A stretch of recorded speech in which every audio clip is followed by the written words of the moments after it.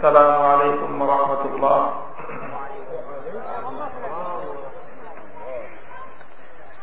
إن الحمد لله نحمده ونستعينه ونستغفره ونؤمن به ونتوكل عليه ونشهد أن لا إله إلا الله وحده لا شريك له ونشهد أن سيدنا وسندنا وحبيبنا وطبيب قلوبنا ومولانا محمد الذي أرسله الله إلى كافة الناس بشيرا ونذيرا وداعيا إلى الله بإذنه وسراجا منيرا.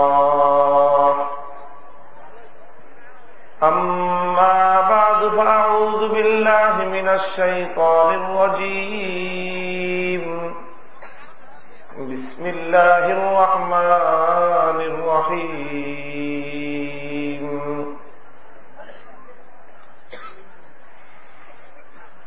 اليوم أكملت لكم دينكم وأتممت عليكم نعمتي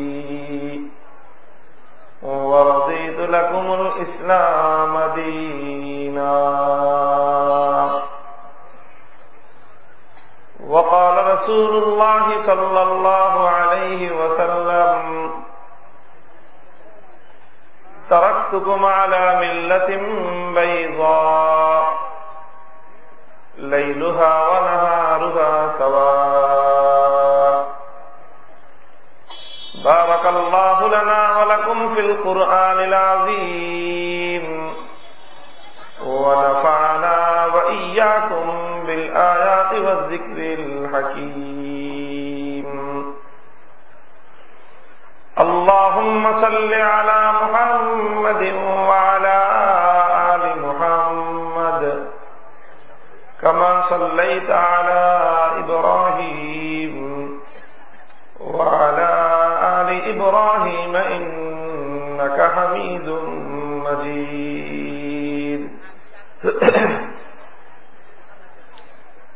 محترم हजरत सदर जलसा, उपस्थित हजरत उलमाए कराम, सम्मानित मुरब्बी साहेबान, समवेत इस्लाम प्रिय देश दरदी नबी प्रेमिक मुसलमान भाई और बंधुगण, अल्लाह पाक रब्बुल आलामीन अशेष मेहरबानी যে চরম এক অরাজকতার মধ্য দিয়েও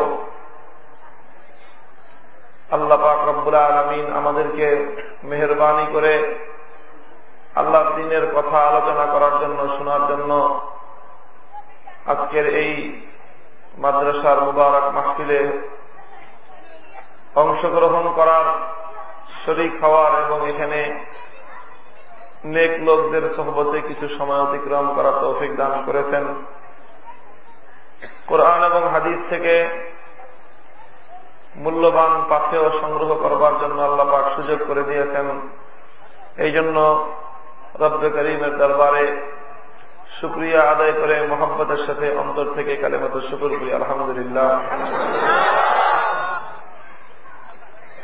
মুহতারাম হাজিরিন, আজকে আমরা আমাদের জাতীয় জীবনে অত্যন্ত গুরুত্বপূর্ণ একটা দিন, একটা দিবস অতিক্রম করলাম। ক্যালেন্ডারের হিসাবে আজকে হলো 26শে মার্চ। 26শে মার্চ আমাদের জাতীয় জীবনের খুবই গুরুত্বপূর্ণ দিবস। কত ঠিক না বেঠিক? কি দিবস এটা? হলো আমাদের দেশের, আমাদের এই মাতৃভূমির স্বাধীনতা দিবস। 26শে মার্চ হলো বাংলাদেশের স্বাধীনতা দিবস। কাজেই এই দিবসটা আমাদের জাতীয় পর্যায়ে সর্বাধিক গুরুত্বের সাথে উদযাপন করা হয়। দেশের সর্বস্তরের মানুষ আমরা এই স্বাধীনতা দিবসকে উদযাপন করি। আসলে এই স্বাধীনতা অর্থ কি, স্বাধীনতা জিনিসটা কি, স্বাধীনতা উদযাপনের উদ্দেশ্য কি, এই ব্যাপারগুলি আমাদের আরেকটু ভালো করে বোঝার দরকার আছে। আমাদের মাহফিলগুলোতে এই ধরনের আলোচনা আমরা বলেও অভ্যস্ত না, শুনেও অভ্যস্ত না। আমি যখনই স্বাধীনতার কথা বলতেছি আপনাদের কাছে স্বাভাবিকভাবে একটু খটকা লাগতেছে যে ঘটনা কি। হুজুর তো কবরের কথা বলবে, হুজুর এখানে ওয়াজ করতে বসতে জান্নাত জাহান্নামের কথা বলবে, হুজুর আবার এই সমস্ত স্বাধীনতার কথা বলে কেন, তাই না? বাপখানা এরকম আমাদের অনেক মানুষেরই যে স্বাধীনতা কারো বাপের তালু, স্বাধীনতা মনে হয় কোন কারো ব্যক্তিগত সম্পত্তি। স্বাধীনতার সত্যিকার চেতনা এবং স্বাধীনতার সত্যিকার শিক্ষা যদি আমাদের এই মাহফিলগুলো থেকে না দেওয়া হয়, আমাদের মসজিদগুলো থেকে যদি আমরা জাতিকে স্বাধীনতার সঠিক চেতনা সম্পর্কে উদ্বুদ্ধ না করি, আমরা যদি আমাদের মাদ্রাসার আলেম সমাজ এই জাতিকে স্বাধীনতার সঠিক শিক্ষাকে না দেই, আগামী দিনে স্বাধীনতাকে পুঁজি করে বাংলাদেশকে গোলামের জাতিতে পরিণত করা সহজ। খুব ভালো করে মনে রাখবেন, আমরা যেমনি ভাবে খোদার আসমানের উপরে শান্তির কথা বলি, যেই শিক্ষা আমরা যেরকম অর্জন করি কোরআন এবং হাদিস থেকে, এই কোরআন এবং হাদিস ভিত্তিক শিক্ষা ব্যবস্থা আমাদেরকে যেমনি ভাবে আসমানের উপরের জিন্দেগির শান্তির বার্তা দেয়, আমরা যে শিক্ষায় শিক্ষিত, যেই শিক্ষার কথা আমরা জাতির কাছে প্রচার করি, সেই শিক্ষা যেমনি ভাবে আমাদেরকে জমিনের নিচে শান্তির ব্যবস্থা করে, আসমানের উপরে যেই শিক্ষা শান্তি দিতে পারে, জমিনের নিচে যেই শিক্ষা ব্যবস্থা মানুষকে শান্তি উপহার দিতে পারে, যদি আসমান আর জমিনের মধ্যখানে শান্তি এবং নিরাপত্তা প্রতিষ্ঠা করতে হয়, সেই ব্যবস্থা ছাড়া মানুষের জিন্দেগিতে শান্তি আর নিরাপত্তার বিকল্প কোনো ব্যবস্থা নাই।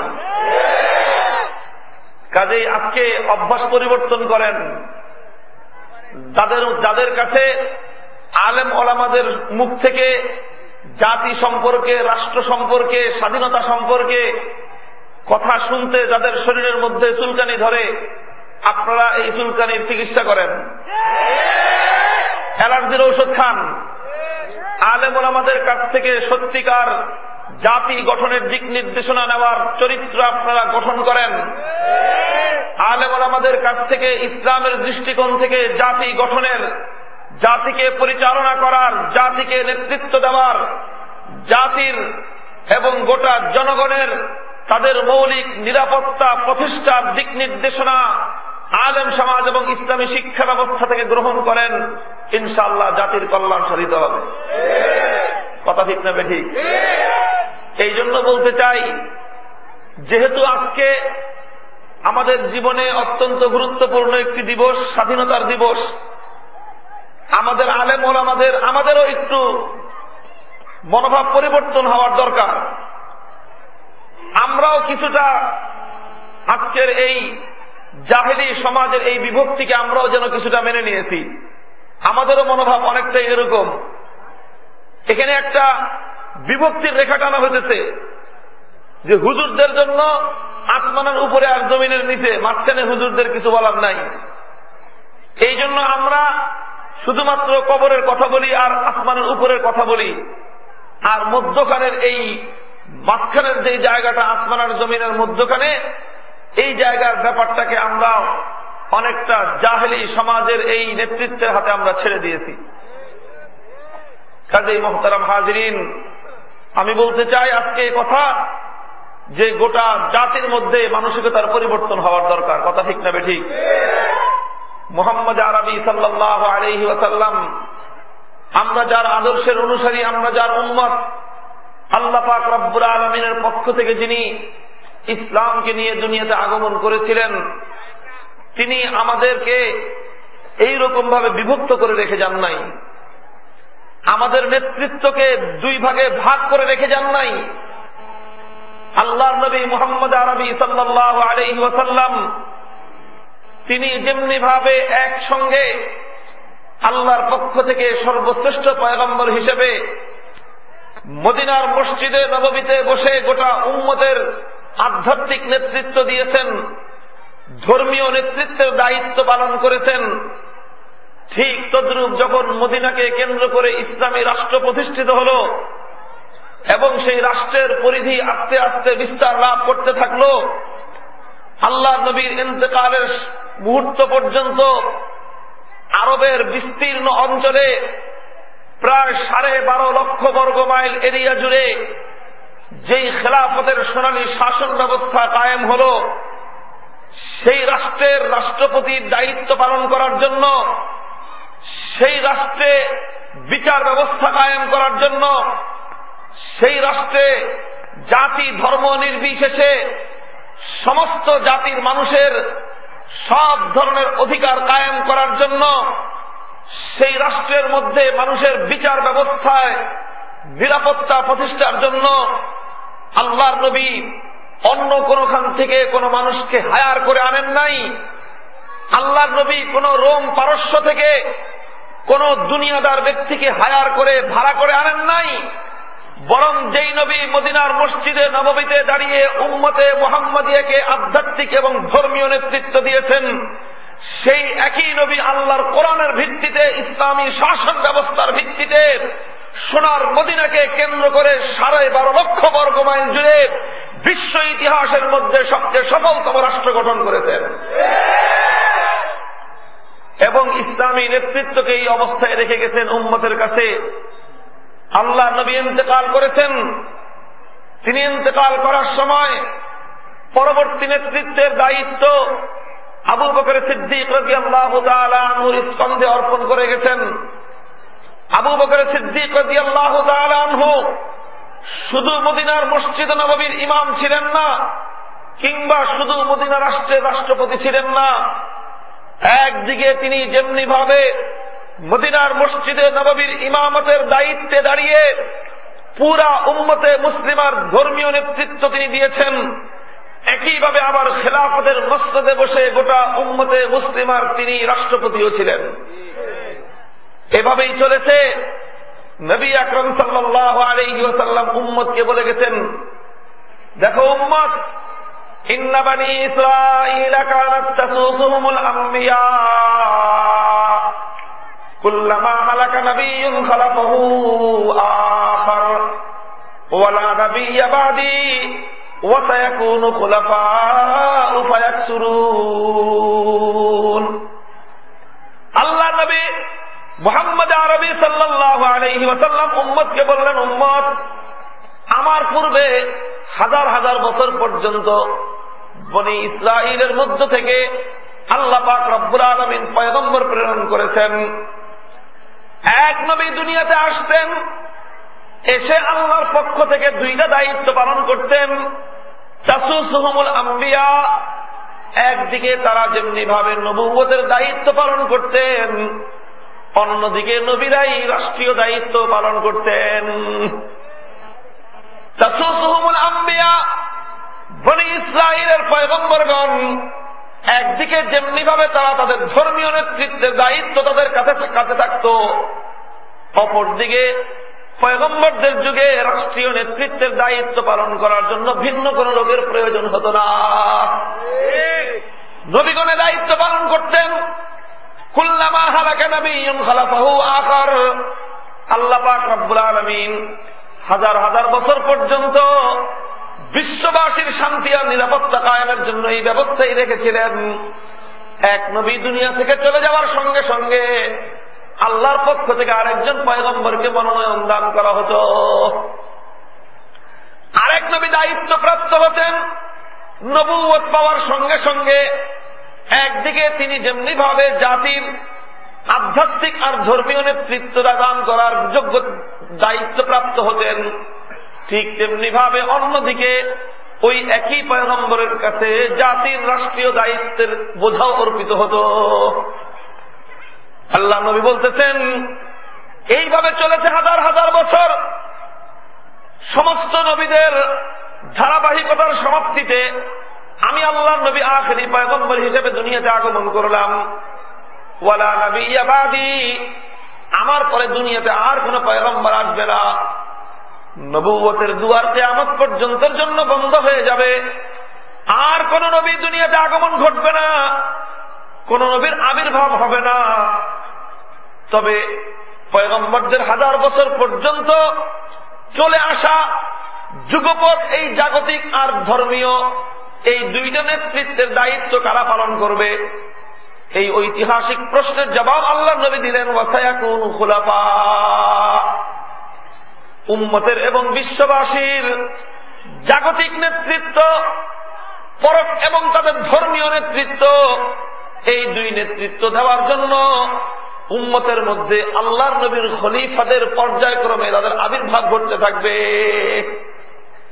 খলিফা হবেন, এক খলিফার পরে আরেক খলিফা আসবেন, আরেক খলিফার পরে আরেক খলিফা আসবেন। ফায়াকসুরুন, এই পৃথিবীতে আল্লাহর নবীর আদর্শবাহী খেলাফতের ঝান্ডা চলতে থাকবে।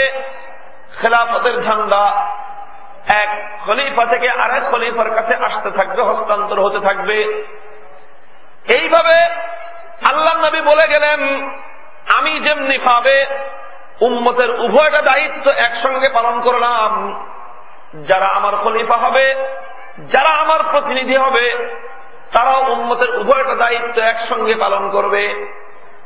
উম্মতের রাষ্ট্রনায়ক, উম্মতের রাষ্ট্রপতি, উম্মতের শাসক এমন ব্যক্তি হবে যেই ব্যক্তি উম্মতের জুমার নামাজের সময় ইমামতি করার জন্য জাতির মধ্যে সবচেয়ে উপযুক্ত ব্যক্তি।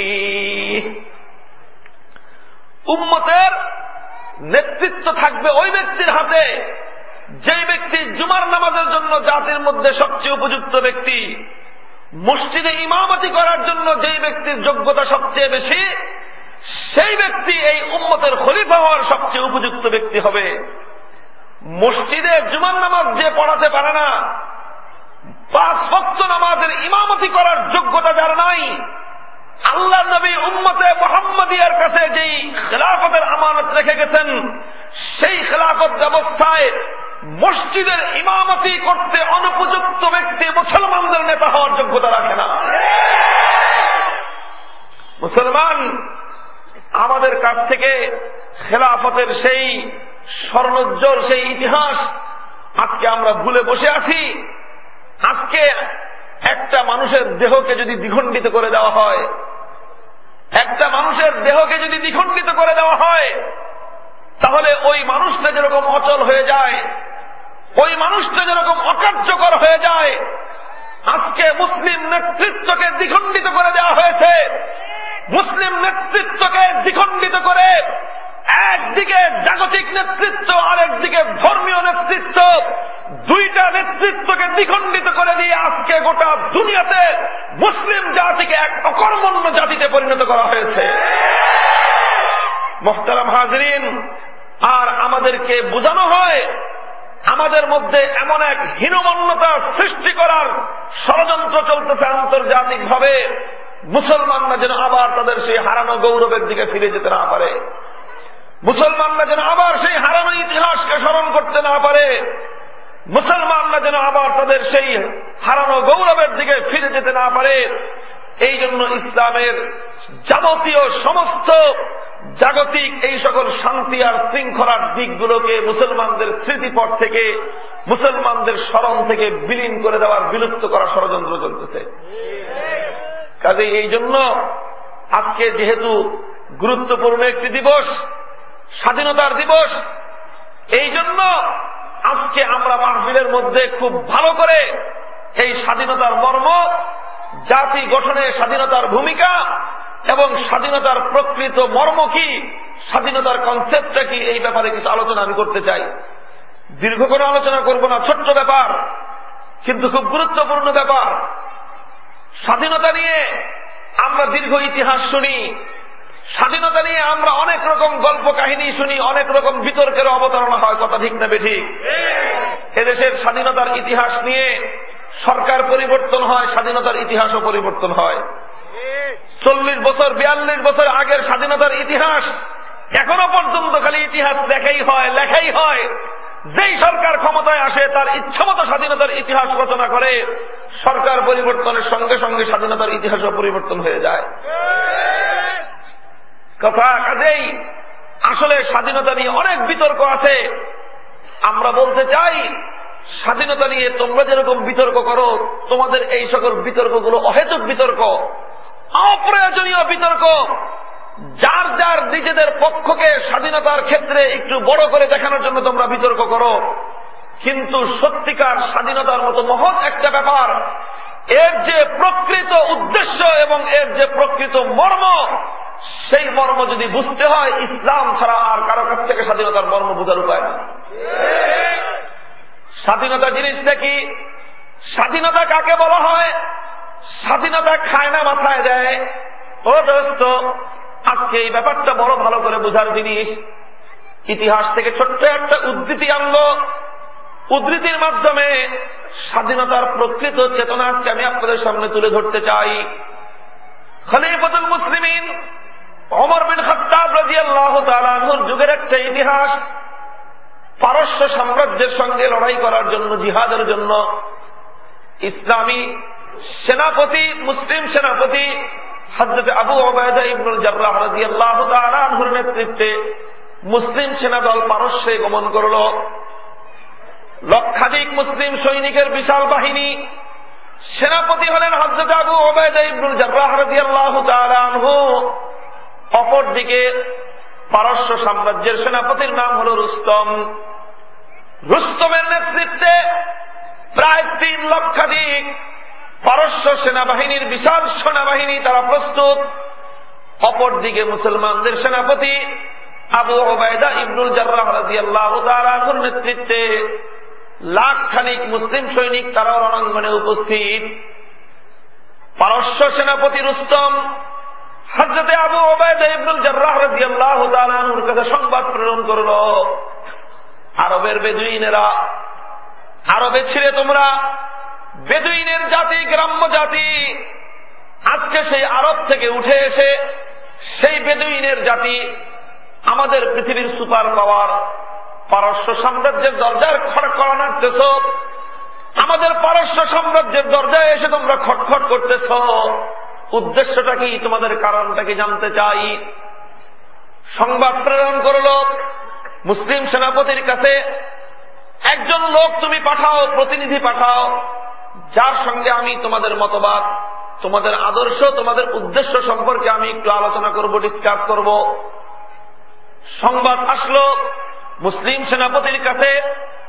আবু উবাইদা ইবনুল জাররাহ রাদিয়াল্লাহু তাআলা আনহু একজন মুসলিম সৈনিককে প্রেরণ করলেন, যাও পারস্য সেনাপতি রুস্তমের সঙ্গে গিয়ে আমাদের আদর্শ, আমাদের ধর্ম ইসলাম সম্পর্কে তুমি আলোচনা করো। সে জানতে চায়, তার প্রশ্নের জবাব দিয়ে আসো। কাকে পাঠালেন? আল্লাহর নবীর একজন সাহাবী, ইতিহাসের মধ্যে যার নাম লেখা হয় হযরত রিবিঈ ইবনে আমির রাদিয়াল্লাহু তাআলা আনহু। রিবিঈ ইবনে আমির রাদিয়াল্লাহু তাআলা আনহু, নামটা মনে থাকবে? আল্লাহর নবীর সাহাবীর নাম রিবিঈ ইবনে আমির রাদিয়াল্লাহু তাআলা আনহু। আজকে আমাদের যুব সমাজ, স্কুল কলেজ ভার্সিটিতে যারা পড়াশোনা করি, খুব শিক্ষা তো আমরা অর্জন করি। আমাদের কাছে দুনিয়ার স্কুল কলেজগুলোতে বা সাধারণ সমাজের মধ্যে আজকের যুবকদের কাছে জিজ্ঞাসা করেন, এই দুনিয়াতে যতগুলো টেস্ট প্লেয়িং ক্রিকেট খেলোয়াড়ের দল আছে, কোন দলে ক্রিকেট খেলোয়াড় কয়টা? 11টার নাম মুখস্থ বলতে পারবে। কথা ঠিক না বেঠিক? 11 জন করে ক্রিকেট খেলোয়াড়ের নাম, অতিরিক্ত 5টা যে থাকে স্ট্যান্ড বাই, ওগুলোর নামও বলতে পারবে।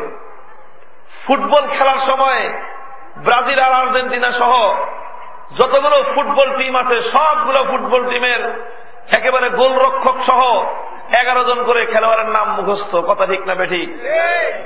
নায়ক নায়িকাদের কথা আর কি বলবো। বাংলাদেশের নায়ক নায়িকা কয়টা আছে?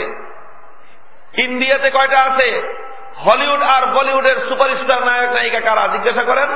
ফরফর করে একটার পর এক নাম বলতে থাকবে। 2 বছরের বাচ্চা কথা বলতে পারে না, নায়িকার নাম 3টা মুখস্থ। কথা ঠিক না বেঠি? জিজ্ঞাসা করেন, এমএ পাস করে আসছে, জিজ্ঞাসা করে আসেন আজকে স্কুল কলেজ ভার্সিটিতে সর্বোচ্চ ডিগ্রি অর্জন করেছে আল্লাহর নবীর 10 জন আশারায়ে মুবাশশারা সাহাবার নাম জিজ্ঞাসা করেন। যেই 10 জন সাহাবী আল্লাহর জমিনে বিচরণ করেছেন, এই পৃথিবীতে জীবন্ত থাকা অবস্থায় খোদার আরশের পক্ষ থেকে জান্নাতের সনদ দেওয়া হয়েছে। সেই 10 জন সাহাবীর নাম বলতে বলেন। মুসলিম যুবকদের মধ্যে 1000-এ 1 জন পাওয়া যাবে কিনা সন্দেহ যে এক বৈঠকের মধ্যে 10 জন সাহাবীর নাম বলবে। কথা ঠিক না বেঠিক? আমাদের নায়ক নায়িকাদের নাম আমাদের সন্তানদের মুখস্থ থাকে, খেলোয়াড়দের নাম মুখস্থ থাকে, নেতা নেত্রীদের নাম মুখস্থ থাকে। আজকে মুসলিম যুব প্রজন্মের কাছে সাহাবায়ে কেরামের আদর্শের নাম মুখস্থ নাই। কারণ এই সমাজ আমাদের কাছে সাহাবাদেরকে আমাদের সামনে আইডল হিসেবে উপস্থাপন করতে ব্যর্থ হয়েছে। এই সমাজ আমাদের সামনে নায়ক নায়িকাদেরকে বড় করে উপস্থাপন করে। এই সমাজ আমাদেরকে নায়ক নায়িকাদের অশ্লীলতাকে আমাদের সামনে অনুসরণীয় আদর্শ হিসেবে উপস্থাপন করে। এই সমাজ আমাদের সামনে এই সামান্য খেলোয়াড়দেরকে অনুসরণীয় ব্যক্তি হিসেবে আমাদের সামনে উপস্থাপন করে। এই সমাজ আজকের যুব প্রজন্মের সামনে সত্যিকার অনুসরণীয় ব্যক্তিদেরকে যথাযথ গুরুত্বের সঙ্গে উপস্থাপন করতে ব্যর্থ হয়েছে। এই সমাজ জাহেলি সমাজকে ভেঙে আদর্শ সমাজ করতে হবে।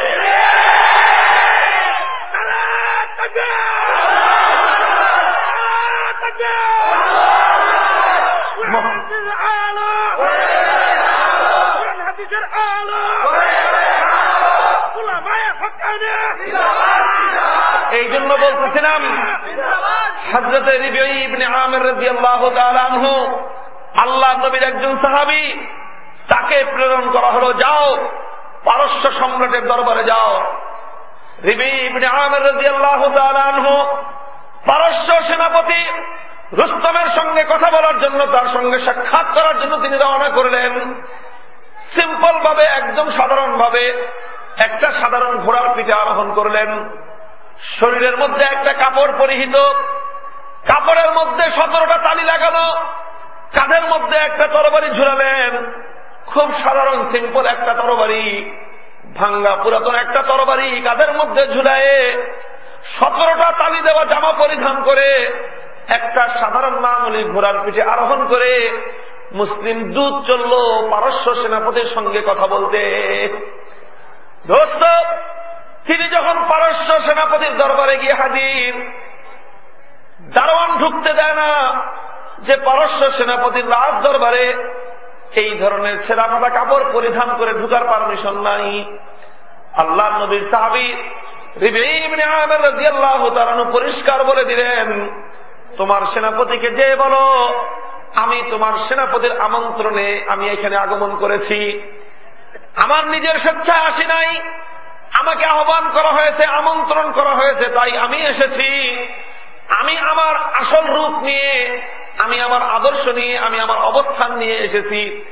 যদি কথা বলতে মনে চায় আমার সঙ্গে আমার এই অবস্থাতেই কথা বলতে হবে, আর যদি আমার সঙ্গে তোমার সেনাপতি কথা বলতে না চায় তাহলে তোমার সেনাপতির সঙ্গে আমার কোনো কথা বলার আগ্রহ নাই। সংবাদ চলে গেল সেনাপতির কাছে। সেনাপতি বলল, মুসলিম সৈনিককে আসতে দাও, যেই অবস্থায় আছে সেই অবস্থাতেই তাকে আমার সামনে আসতে দাও। রিবিঈ ইবনে আমির রাদিয়াল্লাহু তাআলা আনহু পারস্য সেনাপতি রুস্তমের দরবারে গিয়ে হাজির। রুস্তম হযরত রিবিঈ রাদিয়াল্লাহু তাআলা আনহুর দিকে তাচ্ছিল্যের দৃষ্টি নিয়ে তাকায়। তাচ্ছিল্যের দৃষ্টি নিয়ে, উপহাসমূলক দৃষ্টি নিয়ে মাথা থেকে পা পর্যন্ত আপাদমস্তক কয়েকবার চোখ ফেরালো। এরপরে একটু তাচ্ছিল্যের হাসি হেসে বলল, ও মুসলিম সৈনিক, এই সুরত নিয়ে, এই চেহারা নিয়ে দুনিয়ার সুপার পাওয়ার পারস্য সাম্রাজ্য তোমরা বিজয় করতে এসেছো। আরে এই কাপড় পরে, সেরাতালি দেওয়া কাপড় পরিধান করে, আর কাঁধের মধ্যে ভাঙ্গা তরবারি ঝুলে পারস্য সাম্রাজ্য বিজয় করতে এসেছো। জানো পারস্য সাম্রাজ্য কি জিনিস? পারস্য সাম্রাজ্য হলো দুনিয়ার সেরা সুপার পাওয়ার। মুসলমানের দিকে তাকায়ে বিদ্রুপের হাসি হাসতেছে রুস্তম। রিবঈ ইবনে আমির রাদিয়াল্লাহু তাআলা আনহু পারস্য সেনাপতি রুস্তমের চোখের দিকে তাকায়ে বললেন, রুস্তম, মুসলমানের তালি দেওয়া কাপড় দেখেছ, কিন্তু এই কাপড়ের ভিতরে মুসলমানের যেই দেহটা আছে ওই দেহের ইমানি তাকাত তুমি পরীক্ষা করে দেখো নাই। ভাঙ্গা তরবারি ঝুলতে দেখছো, ভাঙ্গা তরবারি দেখতেছ আমার কাঁধের মধ্যে ঝুলানো, এই তরবারির শক্তি তুমি দেখো নাই। এই তরবারির পিছনের যেই বাহুটা আছে ওই বাহুর ইমানি শক্তি তুমি দেখো নাই। পরীক্ষা যদি করতে মনে চায়, তোমার পারস্য সাম্রাজ্যের মধ্যে সবচেয়ে শক্তিশালী যেই ঢাল আছে সেই ঢালটা দিয়ে তোমার সেনাবাহিনীর মধ্যে সবচেয়ে চৌকস যেই সেনা অফিসার তাকে আমার মোকাবেলায় তুমি ময়দানে নামায় দেখতে পারো, পরীক্ষা যদি করতে মনে চায়। পারস্য সেনাপতি পারস্য সাম্রাজ্যের মধ্যে সবচেয়ে শক্তিশালী যেই লোহার ঢালটা ছিল ওই ঢালটা দিয়ে তার সেনাবাহিনীর সবচেয়ে চৌকস এবং সবচেয়ে পারঙ্গম যেই সেনা অফিসার তাকে ময়দানে অবতীর্ণ করলো।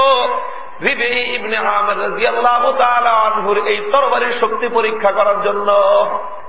দোস্ত, ইতিহাসের কিতাবগুলোর মধ্যে লেখে আল্লাহর নবীর সাহাবী রিবঈ ইবনে আমির রাদিয়াল্লাহু তাআলা আনহু আল্লাহর নাম নিয়ে মামুলি সাধারণ একটা তরবারি দিয়ে পারস্যের গৌরব সবচেয়ে শক্তিশালী ঢালের উপর একটা আঘাত করলেন।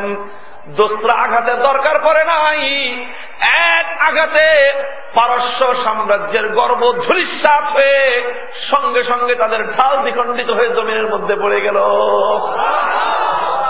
তিনি দেখা দিলেন, বললেন, পারস্য সেনাপতি রুস্তম, মুসলমান তরবারির জোরে লড়াই করে না, মুসলমান বাহুর জোরে লড়াই করে না, এই বাহুর পিছনে তার বুকের মধ্যে যে ইমানি তাকত রয়েছে, মুসলমানের শক্তি হলো সেই ইমানি তাকত।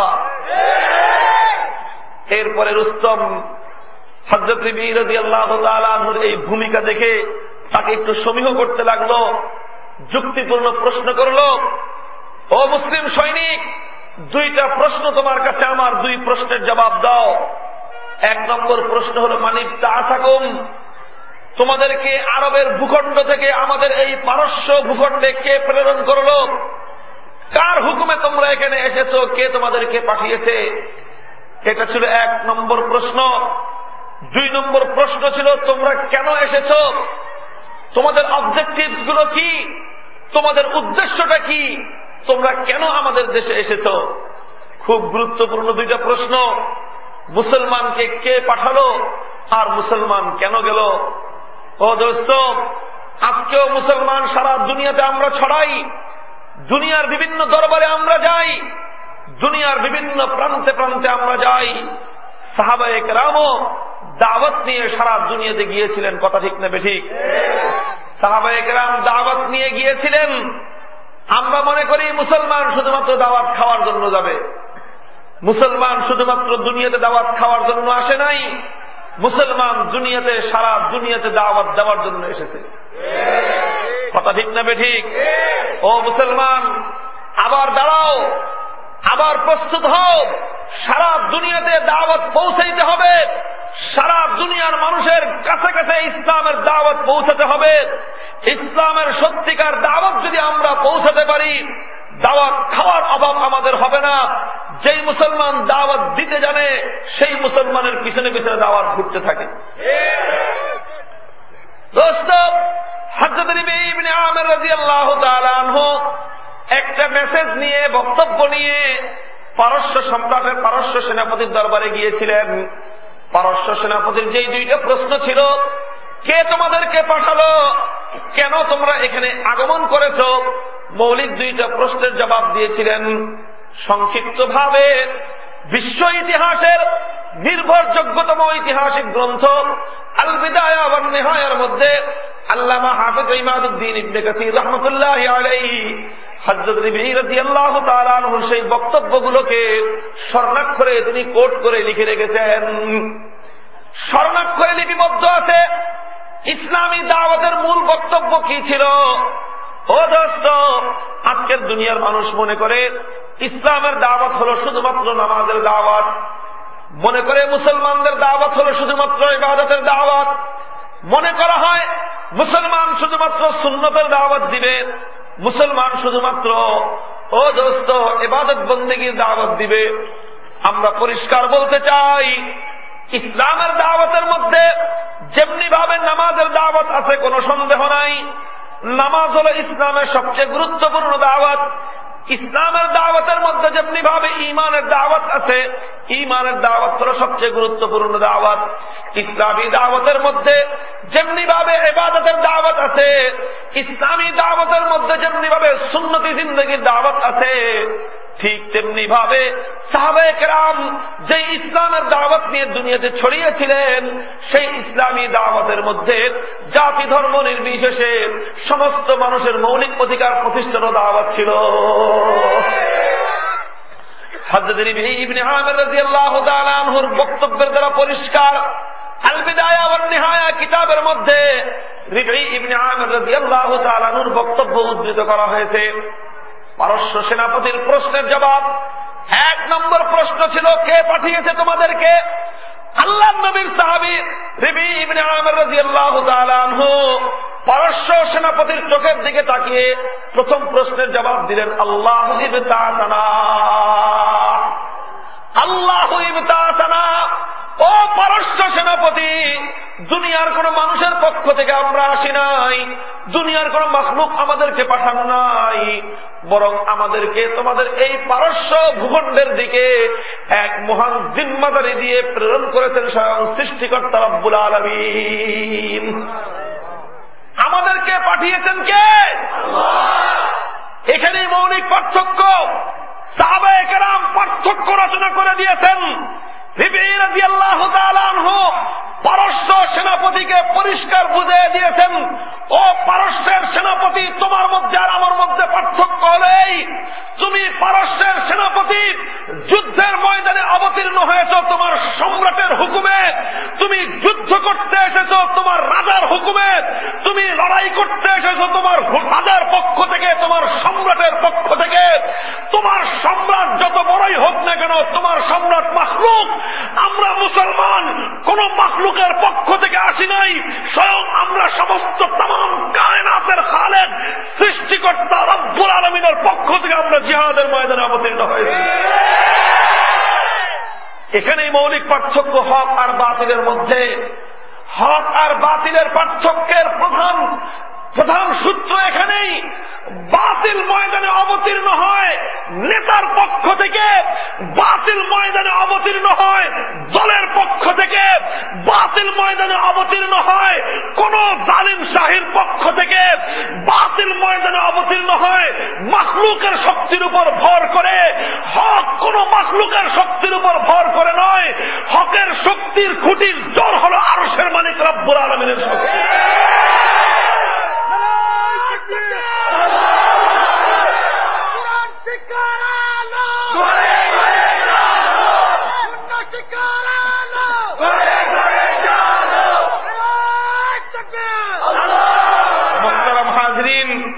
এখানেই তিনি পার্থক্য রচনা করে দিলেন, আল্লাহু ইবতাসানা, আমাদেরকে পাঠিয়েছেন আল্লাহ পাক রব্বুল আলামিন।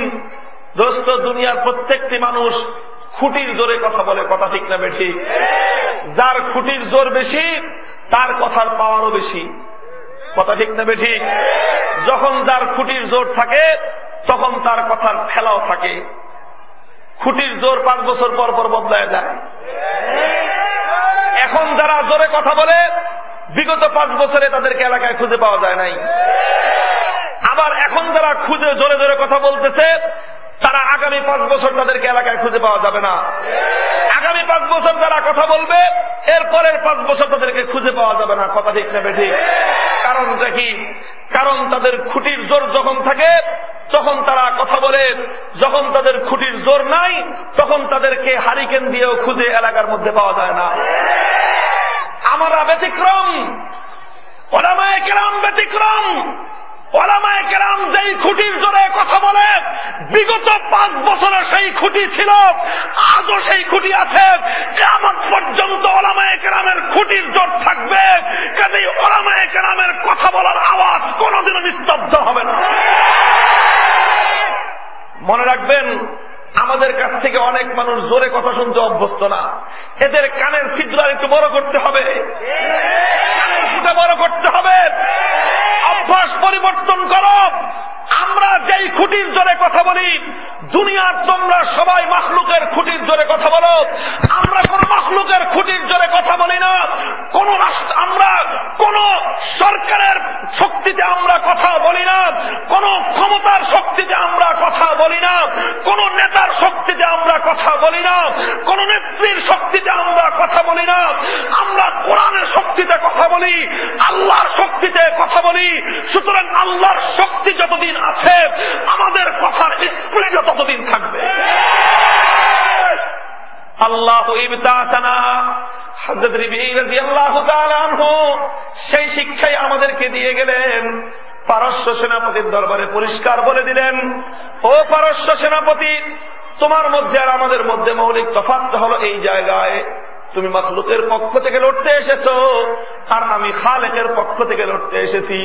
সুতরাং তোমার খুঁটির জোর হলো মাখলুকের শক্তি, আর আমার খুঁটির জোর হলো খালেকের শক্তি। এই জায়গায় হলো প্রধান পার্থক্য। 2 নম্বর যে মৌলিক প্রশ্ন ছিল, কেন তোমরা এসেছো, কি তোমাদের উদ্দেশ্য? রবীঈ ইবনে আমির রাদিয়াল্লাহু তাআলা আনহু এই প্রশ্নের জবাবে যে বক্তব্য দিলেন, 3টা উদ্দেশ্যের কথা বললেন। লিনুখরিজা মান শাআ মিন ইবাদাতিল ইবাদি ইলা ইবাদাতিল্লাহ ওয়া মিন যায়কিদ দুনিয়া ইলা সাআতিহা ওয়া মিন জাওরিল আদিয়ানি ইলা আদলিল ইসলাম। 3টা কথা বললেন।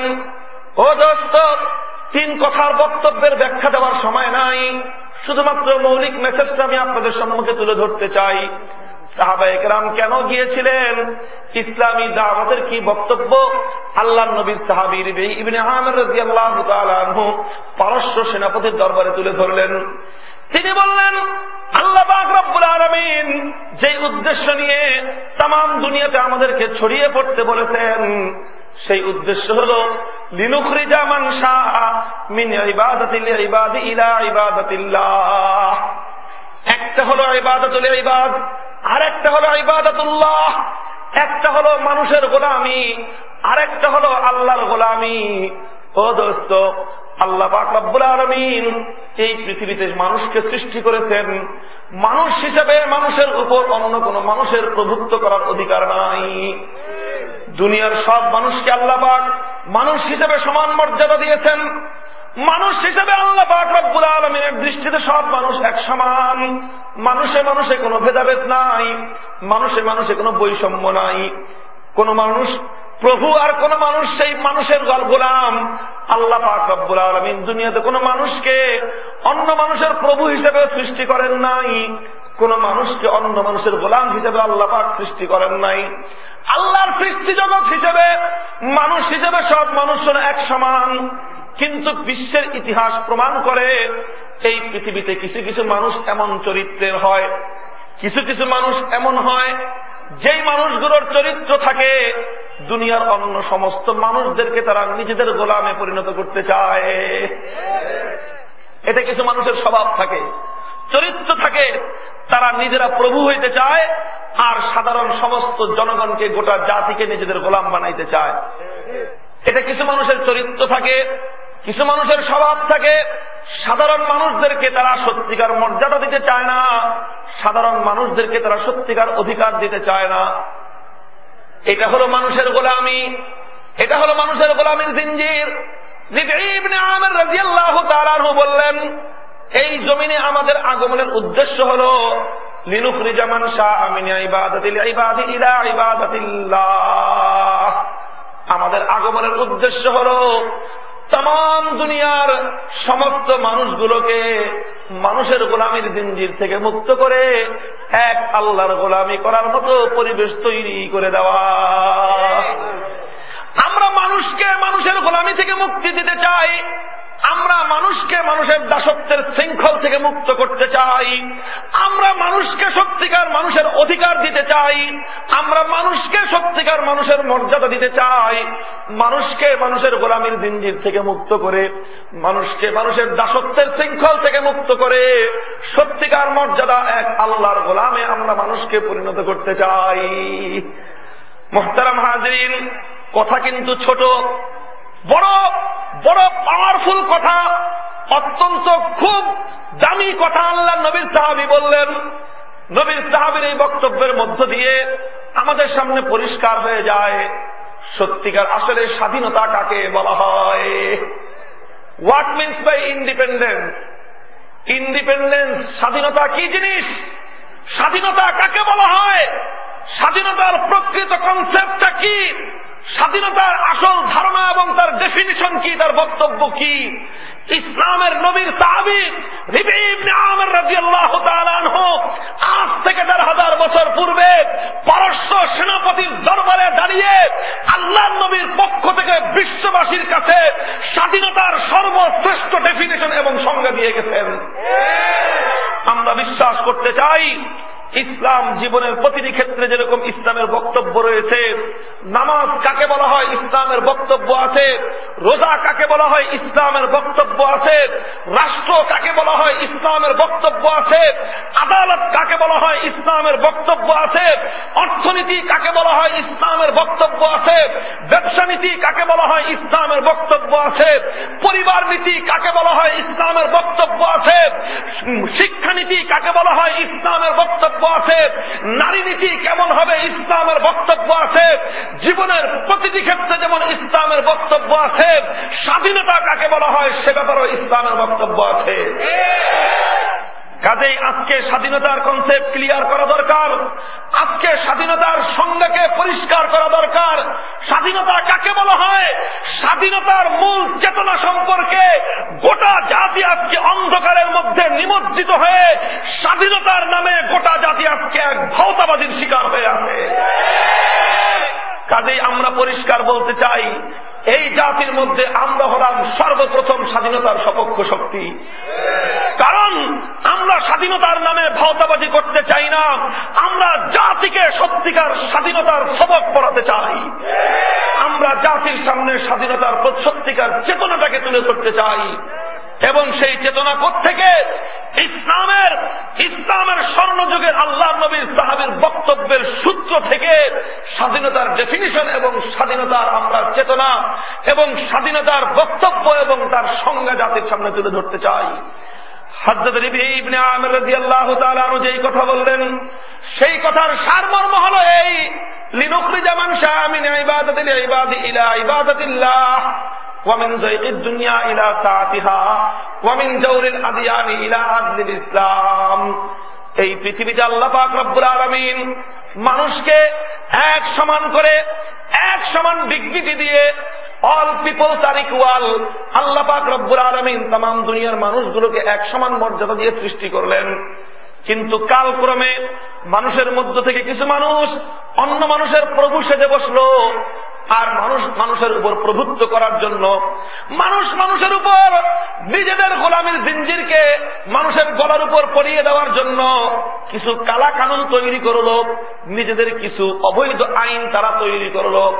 এইভাবে যুগে যুগে মানব রচিত কিছু কালা কানুনের মাধ্যমে, মানুষের বানানো কিছু অবৈধ আইনের মাধ্যমে, মানুষের বানানো কিছু জুলুম এবং নির্যাতনের আইনের মাধ্যমে অল্প সংখ্যক মানুষ বৃহত্তর জনগোষ্ঠীকে তাদের গোলামে পরিণত করে রাখে। আর ওই গোলামের শৃঙ্খলকে মুক্ত করে সত্যিকার মানুষের অধিকার আদায় করা, প্রতিষ্ঠা করার নামই হলো স্বাধীনতা। ইসলাম বলতে চায় স্বাধীনতা এটাকেই বলা হয়। ও দোস্ত, আমরা যদি আমাদের স্বাধীনতার দীর্ঘ ইতিহাস নিয়ে আলোচনা করি, এক সময় এদেশের মানুষ, এদেশের জনগণ 1753 সালে এদেশের মানুষ পরাধীন হলো। ব্রিটিশ স্বৈর শাসক আমাদের ঘাড়ের উপর, তারা তাদের গোলামের জিঞ্জিরকে আমাদের ঘাড়ের উপর পরায় দিল। আমরা ব্রিটিশদের গোলামে পরিণত হয়ে গেলাম। 1753 সাল থেকে 1947 সাল পর্যন্ত দীর্ঘ 195 বছর এদেশের আলেম সমাজ, এদেশের সাধারণ ধর্মপ্রাণ জনগণ এবং একটা পর্যায়ে এসে এদেশের হিন্দু মুসলমান সব মিলে ব্রিটিশের বিরুদ্ধে আমরা সংগ্রাম করলাম। ব্রিটিশ আমাদের উপর জুলুম করত, আমাদের উপর নির্যাতন করত, আমাদেরকে আমাদের মৌলিক অধিকার থেকে বঞ্চিত রাখত। সেই মৌলিক অধিকারগুলো আদায় করার জন্য ব্রিটিশের জুলুমের জিঞ্জিরকে ছিন্ন করার জন্য আমরা সংগ্রাম করেছি। যেখানে জুলুমের বিরুদ্ধে সংগ্রাম, সেটাকেই বলা হয় স্বাধীনতার সংগ্রাম। ব্রিটিশ জুলুম করত, অন্যায় করত, অত্যাচার করত, এই জন্য ব্রিটিশের বিরুদ্ধে সংগ্রাম করার নাম হয়ে গেল স্বাধীনতার সংগ্রাম। ব্রিটিশরা উৎখাত হলো, চলে গেল। 1947 সাল থেকে পশ্চিম পাকিস্তানের স্বৈর শাসক গোষ্ঠী আমাদের উপর জুলুম এবং শোষণের, নির্যাতনের স্টিম রোলার পরিচালনা করলো।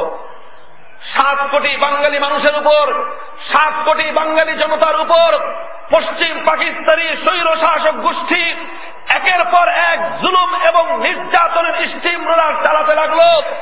এদেশের মানুষ পশ্চিম পাকিস্তানিদের জুলুমের, নির্যাতনের শৃঙ্খলকে ভেঙ্গে চুরমার করে নিজেদের অধিকার আদায় করার জন্য সংগ্রাম করলো। এই জন্য সেই সংগ্রামকে বলা হলো স্বাধীনতার সংগ্রাম। কথা ঠিক না বেঠিক? কাজেই যখন ব্রিটিশরা জুলুম করে, তখন সেই জুলুমের বিরুদ্ধে সংগ্রাম করার নাম হয় স্বাধীনতার সংগ্রাম। যখন পাকিস্তানিরা জুলুম করে, সেই জুলুমের বিরুদ্ধে সংগ্রাম করার নাম হয় স্বাধীনতার সংগ্রাম। মনে রাখবেন, ইসলাম বলতে চায় শুধু ব্রিটিশ আর পাকিস্তানি নয়, যারা যখন জুলুম করবে, যারা যখন শোষণ করবে, সেই জুলুম আর শোষণের বিরুদ্ধে সত্যিকার মুক্তির সংগ্রামকে বলা হয় স্বাধীনতার সংগ্রাম। কাজেই আমরা বলবো, ইসলাম আমাদেরকে সত্যিকার চিরন্তন স্বাধীনতার চেতনা শিক্ষা দিয়েছে।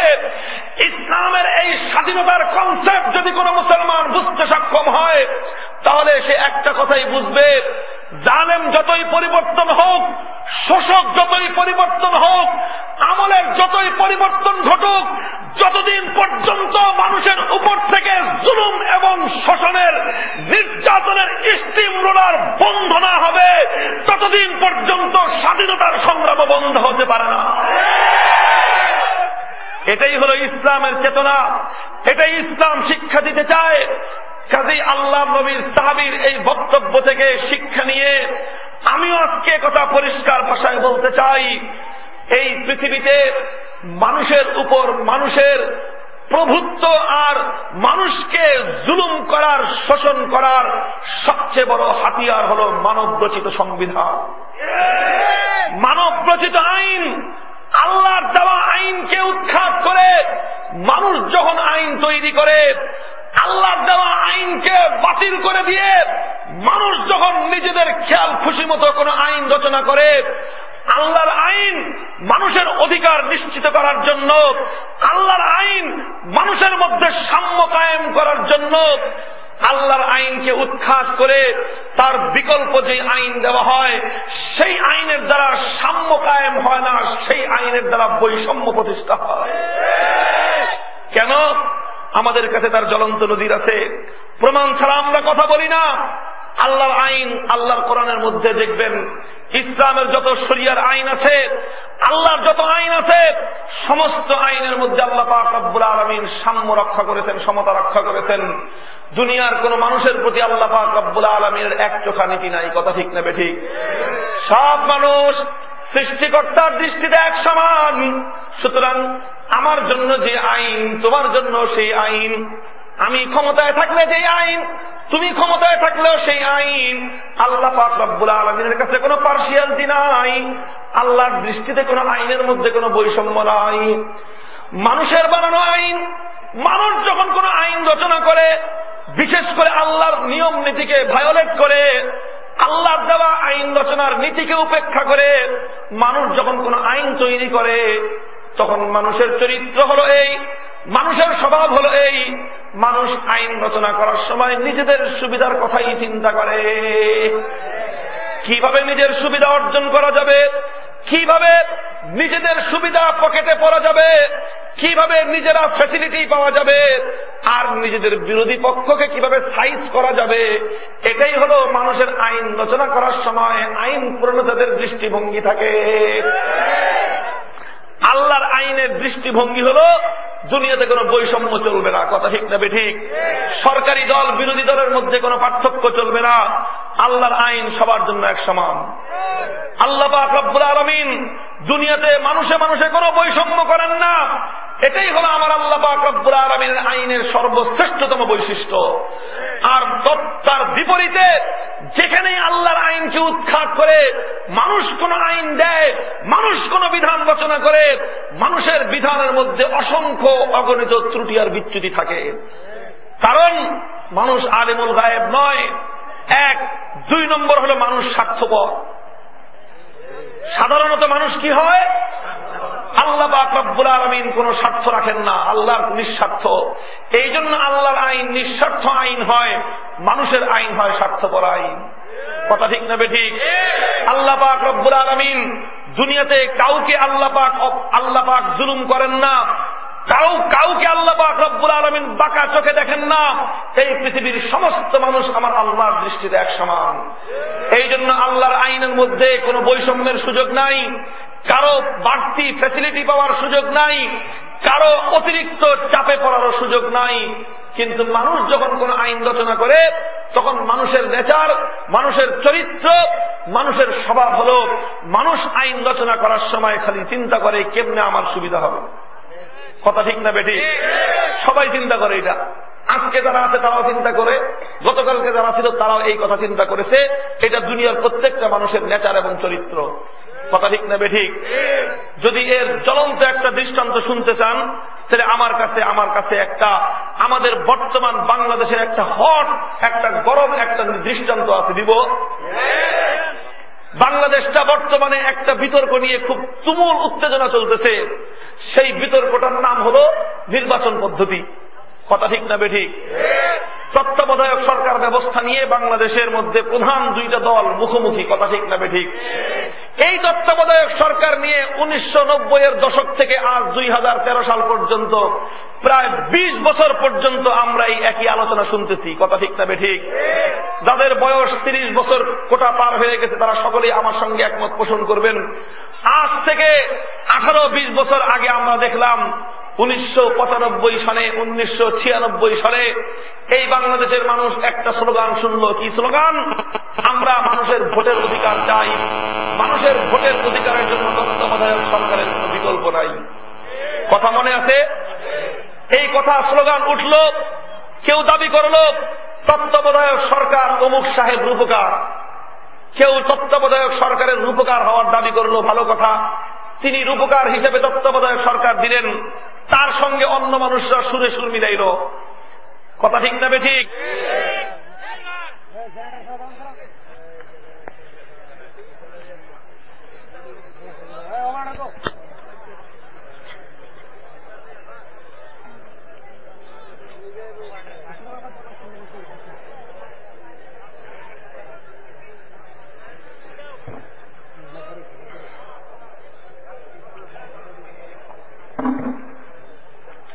কথা শুনতে থাকেন আপনারা। ওই সময় আমরা শুনলাম অমুকে তত্ত্বাবধায়ক সরকারের রূপকার, তারপরে দেখলাম তাদের সঙ্গে তাদের জানের শত্রু দাও কুমড়া সম্পর্ক, তারা সব এক কাতারে মিলে গেল তত্ত্বাবধায়ক সরকারের দাবিতে। কথা ঠিক না বেঠিক? একাকার হয়ে গলায় গলায় খাতির লাগায় তত্ত্বাবধায়ক সরকারের জন্য গোটা বাংলাদেশের মধ্যে দাবি তুলল। ভালো কথা, আমরা জনগণ এই কথা বুঝতে চাইলাম যে হ্যাঁ, তত্ত্বাবধায়ক সরকার ছাড়া জনগণের ভোটের অধিকার প্রতিষ্ঠিত হওয়া সম্ভব না। আন্দোলন চলল, কিছু মানুষ বলল তত্ত্বাবধায়ক সরকার ছাড়া মানুষের ভোটের অধিকার প্রতিষ্ঠিত হতে পারে না। পক্ষান্তরে কিছু মানুষ বলল তত্ত্বাবধায়ক সরকার নির্দলীয় নিরপেক্ষ তত্ত্বাবধায়ক সরকার পাগলের প্রলাপ ছাড়া আর কিছুই হতে পারে না। বক্তব্যগুলো কিন্তু আমাদের মনে আছে, আমরা ভুলে যাই নাই।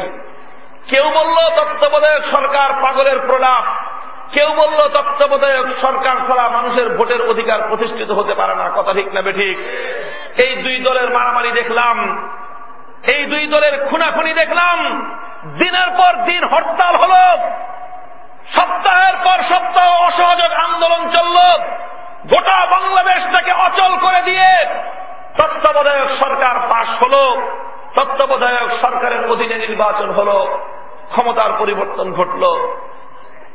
1996 সালের ইতিহাস, 1996 থেকে আজ 2012-13 সাল, কেবলমাত্র 18 বছর অতিক্রান্ত হল।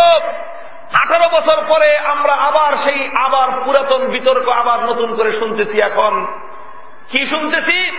এবার ভুল পরিবর্তন হয়ে গেছে। সেই দিন যারা বলেছিল তত্ত্বাবধায়ক সরকার পাগলের প্রলাপ, আজকে তাদের কথা পরিবর্তন হয়ে এখন তারা বলতেছে তত্ত্বাবধায়ক সরকার ছাড়া নির্বাচন মানি না। সেই দিন যারা বলেছিল তত্ত্বাবধায়ক সরকার ছাড়া মানুষের ভোটের অধিকার প্রতিষ্ঠিত হতে পারে না, আজকে সেই তাদের মুখে আমরা শুনতেছি তত্ত্বাবধায়ক সরকার দ্বারা মানুষের ভোটের অধিকার প্রতিষ্ঠিত হতে পারে না। কথা ঠিক না বেঠিক? পাবলিকরে পাইছেন কি আপনারা? গাদার ছাগল পাইছেন? যা বুঝাইবেন তাই বুঝবো। কি বুঝাইতে চান আপনারা আমাদেরকে? ওই দিন যারা বললেন এটা পাগলের প্রলাপ, আজকে তারা বলবেন তত্ত্বাবধায়ক সরকার ছাড়া মানি না। সেই দিন যারা বললেন তত্ত্বাবধায়ক সরকার ছাড়া নির্বাচন হতে দেওয়া হবে না, আজকে তারা বলতেছেন তত্ত্বাবধায়কের অধীনে নির্বাচন হতে দিবেন না। ঘটনা কি? আপনাদের বিতর্ক, আপনাদের মারামারি, আপনাদের খুনাখুনির বলি এদেশের সাধারণ জনগণ আর কতদিন হবে? মুহতারাম হাজিরিন, আসল ঘটনা কি? পরিবর্তন কেন হলো? ওই দিন যারা বিরোধী ছিল আজকে তারা পক্ষে বলে, ওই দিন যারা পক্ষে বলেছিল আজকে তারা বিরোধী বলে। কারণটা কি? কারণটা আসল রহস্য হলো এই, দেখবেন লক্ষ্য করে, ওই সময়ে কারা বিরোধিতা করেছিল? যারা ক্ষমতায় ছিল তারা তত্ত্বাবধায়কের বিরোধিতা করেছিল, যারা ক্ষমতার বাহিরে ছিল তারা তত্ত্বাবধায়কের পক্ষে ছিল। আজকে 18 বছর পরে পরিবর্তন ঘটেছে ক্ষমতার। আজকে যারা ক্ষমতায় তারা এর বিরোধী বলে, আজকে যারা ক্ষমতার বাইরে তারা এর পক্ষে বলে। কারণটা কি? একটা চরিত্র দেখবেন, যারা সরকারের বাহিরে থাকে তারা এই তত্ত্বাবধায়কের পক্ষে বলে, যারা সরকারে থাকে তারা তত্ত্বাবধায়ক সরকারের বিরুদ্ধে বলে। কথা ঠিক না ঠিক? কারণটা কি? কারণ একটাই, যারা ক্ষমতায় থাকে তারা চিন্তা করে তত্ত্বাবধায়ক সরকারের অধীনে নয়, যদি আমার অধীনে নির্বাচন হতে পারে তাহলে আমি আবার আমার সুবিধা মতো নির্বাচন করে পুনর্বার ক্ষমতায় আসার সুযোগ পাবো। সেই দিনও এই কথা চিন্তা করা হয়েছে, আজও এই কথা চিন্তা করা হয়েছে। তার মানে হলো এই, যারা যখন ক্ষমতায় থাকে তারা আইন রচনা করার সময় চিন্তা করে আমি আবার কিভাবে ক্ষমতায় আসতে পারবো, কিভাবে আমার দলের সুবিধা হবে, কিভাবে আমার দলের কর্মীদের সুবিধা হবে, আমার সুবিধা কিভাবে নিশ্চিত করা যায়, সেই চিন্তা করেই সব সময় মানুষ আইন রচনা করে এবং আইন গঠন করে। জ্বলন্ত দৃষ্টান্ত এটা। কারো পক্ষে কথা বলাও আমাদের উদ্দেশ্য না, কারো বিপক্ষে কথা বলাও আমাদের উদ্দেশ্য না। মানুষের চরিত্র আমরা তুলে ধরলাম। কথা ঠিক না বেঠিক? কি বোঝা গেল? মানুষের চরিত্র এটাই যে মানুষ যখন আইন রচনা করে নিজের সুবিধার কথা চিন্তা করে, নিজের স্বার্থের কথা চিন্তা করে, আর নিজের বিরোধী পক্ষকে কিভাবে ঠেঙ্গানো যায়, নিজের বিরোধী পক্ষকে কিভাবে সাইজ করা যায়, সেই চিন্তা করে মানুষ আইন রচনা করে। এই জন্য আমরা এই কথা পরিষ্কার বলতে চাই, আল্লাহর আইনের বিপরীতে আল্লাহর আইনকে উৎখাত করে, আল্লাহর দেওয়া কোরআন সুন্নাহর বিধানকে উৎখাত করে আজ পর্যন্ত যতগুলো আইন, যতগুলো বিধান রচিত হয়েছে, আল্লাহর কোরআন বিরোধী প্রত্যেকটা আইন, ইসলাম বিরোধী প্রতিটি আইন, এগুলোই হলো জুলুম আর শোষণের হাতিয়ার। ও দোস্ত, স্বাধীনতার সংগ্রামের অর্থ হলো জুলুমের বিরুদ্ধে সংগ্রাম করা, মানুষের উপর মানুষের বানানো সমস্ত জুলুম এবং শোষণের আইনের বিরুদ্ধে সংগ্রাম করার নামই হলো স্বাধীনতার সংগ্রাম। ব্রিটিশরা আমাদেরকে জুলুম করত, এই জন্য ব্রিটিশদের বিরুদ্ধে সংগ্রাম করা হয়েছিল স্বাধীনতার সংগ্রাম। পশ্চিম পাকিস্তানিরা আমাদের উপরে জুলুম করত, তাদের বিরুদ্ধে আন্দোলন করার নাম ছিল স্বাধীনতার সংগ্রাম। আজ যদি আমাদের উপর অন্য কেউ জুলুম করে, সেটা বিদেশি জালেম হোক আর দেশি জালেম হোক, সেই জালেমের বিরুদ্ধে রুখে দাঁড়াবার নামই হলো স্বাধীনতার সংগ্রাম। কাজেই স্বাধীনতার সংগ্রাম শেষ হয় নাই, স্বাধীনতার সংগ্রাম শেষ হওয়ার নয়। যতদিন পর্যন্ত আল্লাহর জমিন থেকে গায়রুল্লাহর বানানো সমস্ত কালা কানুনের অপছায়াকে উৎখাত করে বঙ্গোপসাগরে ভাসিয়ে না দেওয়া যাবে, ততদিন পর্যন্ত প্রকৃত স্বাধীনতার অধিকার প্রতিষ্ঠিত হবে না।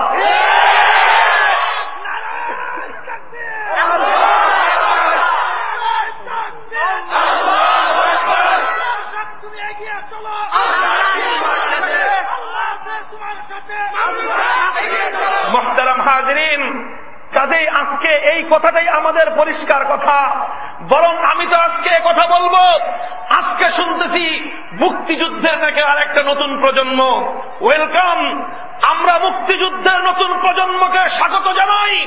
মুক্তিযুদ্ধের নতুন প্রজন্মের ঘোষণা আমরা দিতে চাই। আর সেই ঘোষণাটা হলো এই, আমরা ব্রিটিশের বিরুদ্ধে স্বাধীনতার সংগ্রাম করেছি, সেখানে আমরা বিজয় অর্জন করেছি। স্বাধীনতার প্রথম পর্বে আমাদের বিজয় এসেছে। আমরা পশ্চিম পাকিস্তানিদের বিরুদ্ধে সংগ্রাম করেছি, বিজয় অর্জিত হয়েছে, আমাদের সেমিফাইনালে বিজয় অর্জিত হয়েছে।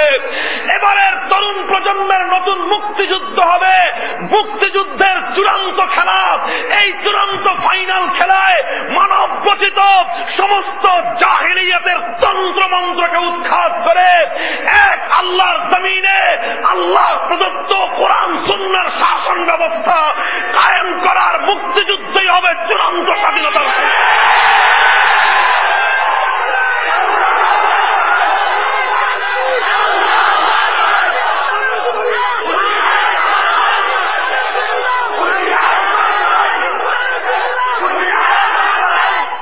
মুহতারাম হাজিরিন, এটাকেই বলা হয় স্বাধীনতার সপক্ষ শক্তি। কথা ঠিক না ঠিক?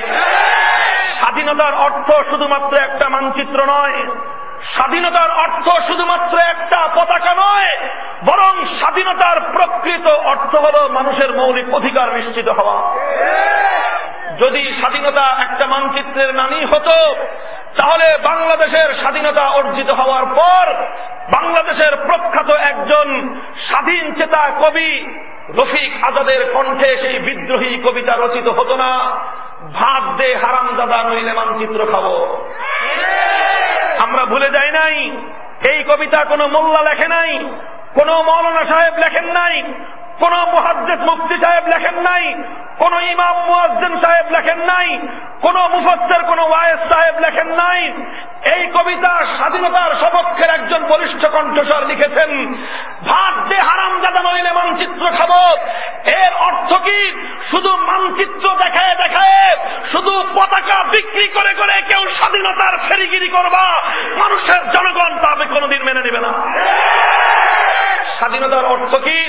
স্বাধীনতার অর্থ হল এই, দুনিয়ার দেশের জনগণের প্রত্যেকটি মানুষ তার মৌলিক অধিকার পাবে। ও দোস্ত, মানুষের ঘরে ঘরে তার ভাতের অধিকার পৌঁছতে হবে। যেদিন জনগণ তার ভাতের অধিকার পাবে, যেদিন জনগণ সম্পদের নিরাপত্তার অধিকার পাবে, যেদিন দেশের জনগণ ইজ্জতের নিরাপত্তার অধিকার পাবে, যেদিন জনগণ দাড়ি আর টুপি নিয়ে সমাজের মধ্যে মাথা উঁচু করে নির্বিঘ্নে চলার সুযোগ পাবে, যেদিন এদেশের নারীরা নির্বিঘ্নে বোরকা পরিধান করে স্কুল কলেজ ভার্সিটি সরকারি অফিস আদালতে যেতে পারবে, যেদিন এদেশে আমার নবীকে কটাক্ষ করার মতো কোন দুঃসাহস কেউ দেখাতে পারবে না, যেদিন ইসলামকে নিয়ে কোনো কটূক্তি করা যাবে না, যেদিন আল্লাহকে নিয়ে কোনো কটূক্তি করা যাবে না, যেদিন আল্লাহর কোরআনকে নিয়ে কেউ কোনো কটূক্তি করতে পারবে না, যেদিন আল্লাহর নবী শান্তির নবী বিশ্ব মানবতার নবীর বিরুদ্ধে কেউ কোনো কথা বলতে পারবে না, যেদিন প্রত্যেকটি মুসলমান তাদের ইসলামের ধর্মের অধিকার পাবে, যেদিন প্রত্যেকটি হিন্দু তাদের ধর্মীয় অধিকার পাবে, যেদিন প্রত্যেকটি খ্রিস্টান তাদের ধর্মীয় অধিকার পাবে, যেদিন জাতি ধর্ম নির্বিশেষে প্রতিটি মানুষ তাদের মৌলিক অধিকারগুলো পাবে, সেদিনই স্বাধীনতা সার্থকতা হাসিল করবে। মানুষ যদি খেতে না পারে, স্বাধীনতা অর্থহীন। ও দোস্ত, মানুষ যদি নিরাপত্তা না পায়, স্বাধীনতা অর্থহীন। সংখ্যালঘুরা যদি মন্দিরের নিরাপত্তা না পায়, স্বাধীনতা অর্থহীন। সংখ্যালঘু হিন্দুরা যদি তাদের জীবনের নিরাপত্তা না পায়, স্বাধীনতা অর্থহীন। সংখ্যালঘু নারীরা যদি তাদের ইজ্জতের নিরাপত্তা না পায়, তাদেরও তাহলে স্বাধীনতা অর্থহীন। ও দোস্ত, যদি এদেশের মা বোনেরা, মুসলিম নারীরা যদি বোরকা পরিধান করে নির্বিঘ্নে সমাজে চলাচল করতে না পারে, স্বাধীনতা অর্থহীন। যদি এদেশের মুসলমানেরা যদি মাথায় দাড়ি আর টুপি নিয়ে সমাজের মধ্যে মুখ ফুলিয়ে চলতে না পারে, খোদার কসম খেয়ে বলি, মুখে মুখে যতই স্বাধীনতা বলা হোক না কেন, সত্যিকার স্বাধীনতা জনগণের দোরগোড়ায় পৌঁছে নাই। কথা ঠিক না ঠিক? এদেশে এখনো পর্যন্ত দাড়ি আর টুপিকে নিয়ে অবমাননা করা হয় কি হয় না? এদেশে কোন মুসলিম নারী বোরকা পরার অপরাধে তাদেরকে আদালতের মধ্যে নিয়ে জোরপূর্বক তাদের মুখের নিকাব খোলা হওয়ার মতো জঘন্য ঘটনা ঘটে কি ঘটে না? পরিষ্কার ভাষায় বলতে চাই, যে দেশে টুপির বেইজ্জতি করা হয়, যে দেশে আল্লাহর নবীর সুন্নতের দাড়ির বেইজ্জতি করা হয়, যে দেশে আল্লাহর পবিত্র বিধান হিজাব এবং পর্দার বিধানকে কলঙ্কিত করা হয়, যে দেশে এখনো পর্যন্ত সংখ্যালঘুদের নিরাপত্তা প্রতিষ্ঠিত হয় না, যে দেশে মসজিদ মাদ্রাসার নিরাপত্তা নয়, খোদার কসম খেয়ে বলি এখনো পর্যন্ত স্বাধীনতার সুফল ঘরে ঘরে পৌঁছে না।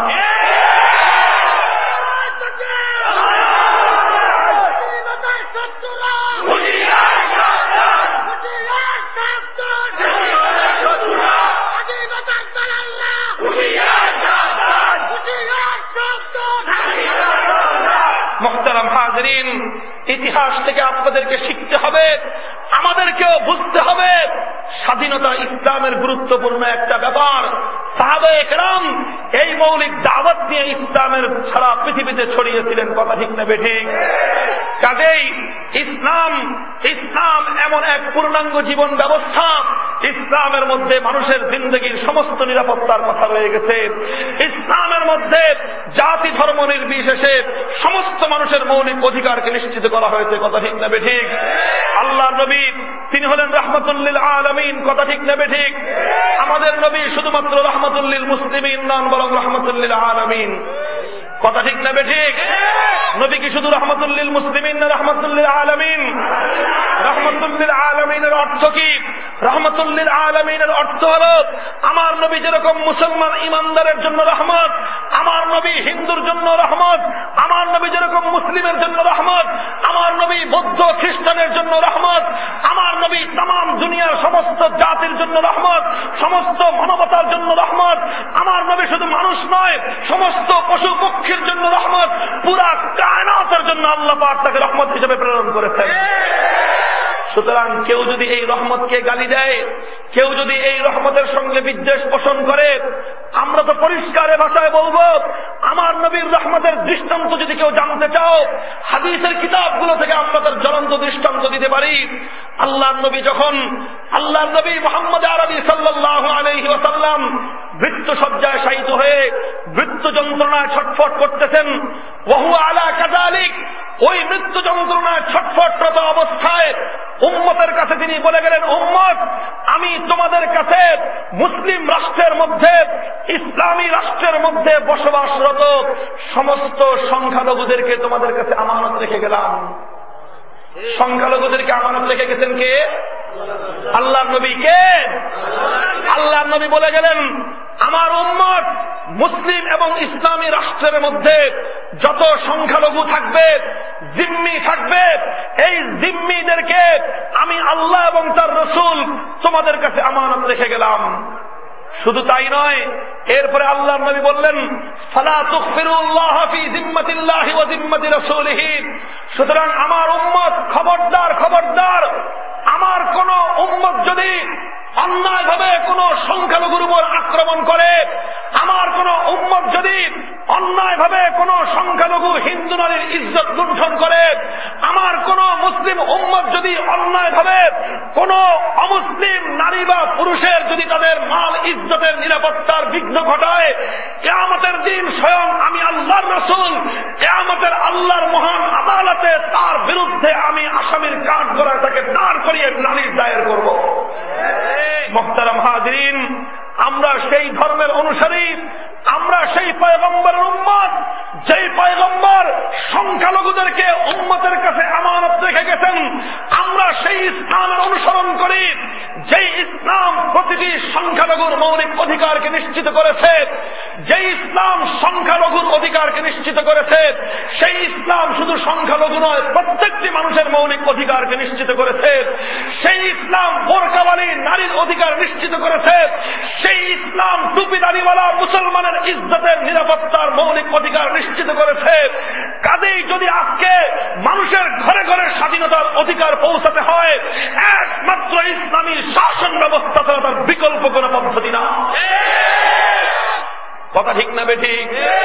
মুহতারাম হাজরিন, কাজেই আমার আলোচনা এখানেই। পরিষ্কার আমাদের কথা, ইসলামকে খুব ভালো করে বুঝবার চেষ্টা করুন। ইসলাম আল্লাহর পক্ষ থেকে দেওয়া ওই বিধান, যেই বিধানের মধ্যে মানব জাতির সমস্ত অধিকারগুলোকে নিশ্চিত করা হয়েছে। কাজেই স্বাধীনতার চেতনা আমাদের বুকের মধ্যে রাখতে হবে। আল্লাহর কোরআন বলে দিয়েছে, ইসলাম বলে দিয়েছে, জুলুমের বিরুদ্ধে তোমরা লড়াই করো। খবরদার খবরদার, তুনসুর আখাকা যালিমান আও মাজলুমা। আল্লাহ নবী ইরশাদ করলেন, তুমি তোমার ভাইয়ের সাহায্যে এগিয়ে আসো। তোমার ভাই জালেম হোক অথবা মাজলুম হোক, তুমি তোমার ভাইয়ের সাহায্য করো। সাহাবায়ে কেরাম আরজ করলেন, ইয়া রাসূলুল্লাহ, আমার ভাই যদি মাজলুম হয় তাহলে আমি তার সাহায্য করব, ব্যাপারটা তো আমার কাছে ক্লিয়ার আর পরিষ্কার। কিন্তু আমার ভাই যদি জালেম হয় তাহলে আমি আমার সেই ভাইকে কিভাবে সাহায্য করব? সে জুলুম করতেছে, তাকে আমি সাহায্য করব কিভাবে? তার জুলুমে অংশগ্রহণ করে আমিও কি আর একটা কিল মারব? আল্লাহর নবী বললেন যে না রে, জালেমকে সাহায্য করার পদ্ধতি এটা নয় যে তুমিও তার জুলুমের মধ্যে অংশগ্রহণ করবা, এটা নয়। বরং জালেমকে সাহায্য করার পদ্ধতি হলো এই, ওই জালেমের কালো হাতকে ভেঙে গুড়িয়ে দাও। ইসলাম আমাদেরকে পাহারাদার বানিয়েছে, ইসলাম মুসলমানকে পাহারাদার বানিয়েছে। ও দোস্ত, ইসলাম শুধুমাত্র আমাদেরকে মসজিদের চার দেয়ালের মধ্যে বন্দী থাকতে বলে নাই। ইসলাম আমাদেরকে মানুষের অধিকার থেকে চোখ বন্ধ করে শুধুমাত্র মাদ্রাসার মধ্যে আবদ্ধ করে দেয় নাই। যে ইসলাম আমাদেরকে মসজিদের মধ্যে যেতে বলেছে আল্লাহর গোলামি করার জন্য, যে ইসলাম আমাদেরকে মাদ্রাসার মধ্যে যেতে বলেছে আল্লাহর কোরআনের শিক্ষা গ্রহণ করার জন্য, সেই ইসলাম আমাদেরকে সমাজের প্রতিটি পাড়ায় পাড়ায়, মহল্লায় মহল্লায় মানুষের অধিকার নিশ্চিত করার জন্য স্বাধীনতার দুর্গ গড়ার শিক্ষা দিয়েছে। কাজেই প্রতিটি পাড়ায় পাড়ায়, মহল্লায় মহল্লায় স্বাধীনতার দুর্গ গড়ে তোলো, স্বাধীনতার দুর্গ গড়ে তোলো। সমস্ত জালেমদের বিরুদ্ধে, অত্যাচারীদের বিরুদ্ধে, শোষকদের বিরুদ্ধে স্বাধীনতার সংগ্রাম চলবে আমাদের। আল্লাহর নবীকে গালি দেওয়া এটা সবচেয়ে বড় মানবতার জঘন্যতম অপরাধ। আল্লাহর নবীর বিরুদ্ধাচারণ করা মানবতার বিরুদ্ধে সবচেয়ে বড় দুশ্মনী এবং মানবতার সবচেয়ে বড় বিরোধিতা। কথা ঠিক না বেঠিক? ও দোস্ত, যেহেতু আল্লাহর নবী সমস্ত মানবতার জন্য রহমত, সুতরাং যারা নবীকে কটাক্ষ করে, যেহেতু আল্লাহর নবী জাতি ধর্ম নির্বিশেষে সকলের জন্য রহমত, সুতরাং যারা নবীর সঙ্গে দুশ্মনী রাখে তারা শুধুমাত্র মুসলমানের দুশ্মন তাই নয়, বরং তারা হিন্দুদের দুশ্মন। তারা শুধু ইমানদারদের দুশ্মন তাই নয়, বরং তারা সমস্ত জাতির দুশ্মন, তারা সমস্ত গোটা মানবতার দুশ্মন। তারা আজকে বড় আক্ষেপ লাগে, আজকে বড় আফসোস লাগে একটি কথা বলতে, আমাদের বুক বিদীর্ণ হয়ে আসে, দুঃখে ভারাক্রান্ত আমাদের চোখ ফেটে কান্নার পানি ঝরতে থাকে। ইতিহাস বলে আজ পর্যন্ত পৃথিবীর কোন ভাষাকে ব্যবহার করে, পৃথিবীর কোন জাতির ভাষাকে ব্যবহার করে মানবতার নবী, বিশ্ব নবী, শান্তির নবীকে এমন অকথ্য, অশ্রাব্য, অশ্লীল ভাষায় গালিগালাজ করা হয় নাই। সাম্প্রতিক আমার এবং তোমার প্রিয় মাতৃভাষা বাংলাকে ব্যবহার করে এক শ্রেণীর কুলাঙ্গার নবীর দুশ্মন আল্লাহর নবীকে যে অকথ্য ভাষায় গালিগালাজ করা হয়েছে, আজ পর্যন্ত ১৫০০ বছরে পৃথিবীতে আর কোন ভাষাকে ব্যবহার করে আমার নবীকে, রহমতের নবীকে এমন কটাক্ষ করা হয় নাই। সুতরাং আজকে আমরা বলতে চাই, 1952 সালে ভাষার জন্য, বাংলা ভাষার জন্য রক্ত দিয়েছিল কারা?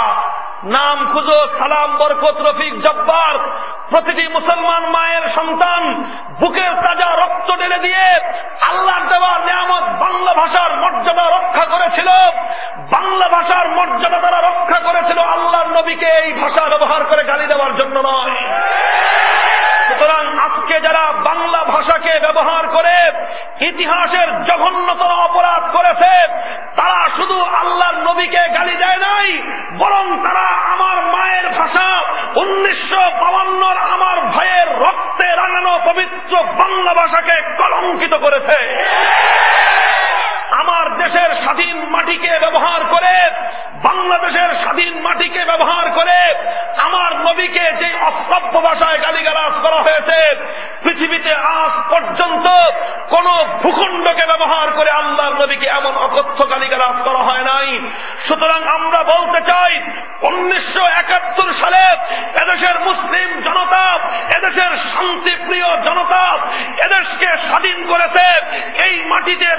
কোন কুলাঙ্গার আল্লাহর নবীকে গালি দেবে এই জন্য নয়। ডিজিটাল প্রযুক্তির কথা আমরা শুনলাম, ডিজিটাল যুগের কথা আমরা শুনলাম, আমরা আশ্বস্ত হলাম জাতির উন্নতি হবে, ডিজিটাল প্রযুক্তি আসলে আমরা সামনের দিকে অগ্রসর হতে পারবো। এখন আমরা দেখলাম আমাদের এই গৌরবের এবং আমাদের সেই স্বপ্নের ডিজিটাল প্রযুক্তিকে ব্যবহার করে আল্লাহ নবীর কুখ্যাত দুশমনেরা ব্লগের মাধ্যমে, ইন্টারনেটের মাধ্যমে ডিজিটাল প্রযুক্তি ব্যবহার করে তারা মানবতার বিরুদ্ধে, শান্তির বিরুদ্ধে, রহমতের নবীর বিরুদ্ধে তারা যুদ্ধ ঘোষণা করে দিয়েছে।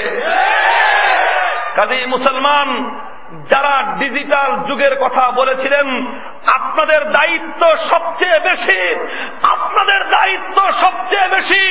ময়দানে নেমে পড়ুন, রাস্তায় নেমে পড়ুন, বুকের মধ্যে কাফনের কাফন জড়িয়ে নেমে পড়ুন। নবীর দুশমনদের হাত থেকে ডিজিটাল প্রযুক্তিকে যতক্ষণ পর্যন্ত উদ্ধার না করা যাবে, নতুন প্রজন্মের মুক্তিযুদ্ধ শেষ হবে না।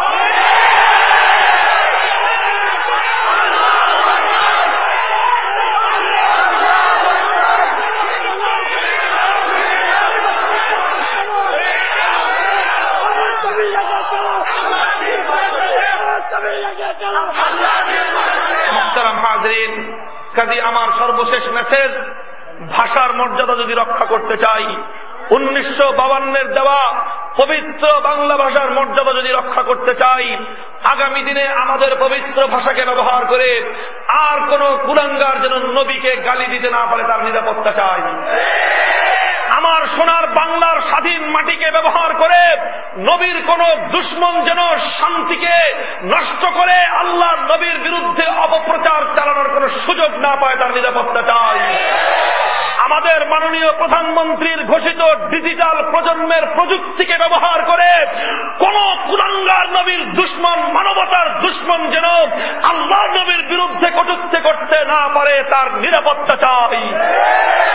আমরা বলতে চাই, দেশের শত্রুর বিরুদ্ধে যেমন সর্বোচ্চ শাস্তি নিশ্চিত করা হয়েছে, রাষ্ট্রদ্রোহীর বিরুদ্ধে যেমন পরিষ্কারভাবে মৃত্যুদণ্ডের বিধান রয়েছে, মানবতার দুশমন, মানবতার দুশমন আল্লাহ নবীর দুশমনদের বিরুদ্ধে আমরা পরিষ্কারভাবে সর্বোচ্চ শাস্তি মৃত্যুদণ্ডের দাবি করতেছি। এই মৃত্যুদণ্ড যদি নিশ্চিত করা হয়, আমাদের ভাষার মর্যাদা রক্ষা পাবে। মৃত্যুদণ্ড যদি নিশ্চিত করা হয়, আমাদের স্বাধীন বাংলার এ মাটি কলঙ্ক মুক্ত হবে। নিরাপত্তা যদি নিশ্চিত করা হয়, আমাদের ডিজিটাল প্রজন্মের অগ্রগতি কলঙ্ক মুক্ত হবে। আর যদি সেটা করতে আমাদের কর্তৃপক্ষ, শাসকবর্গ ব্যর্থ হয়, যদি আমার নবীর ইজ্জতের নিরাপত্তা দিতে না পারেন, যদি আমার কোরআনের ইজ্জতের নিরাপত্তা দিতে না পারেন, যদি আল্লাহর ইজ্জতের নিরাপত্তা দিতে না পারেন, খোদার কসম খেয়ে বলি, কারো পরোয়া করব না, গোটা বাংলাদেশে বিদ্রোহের আগুন জ্বলবে।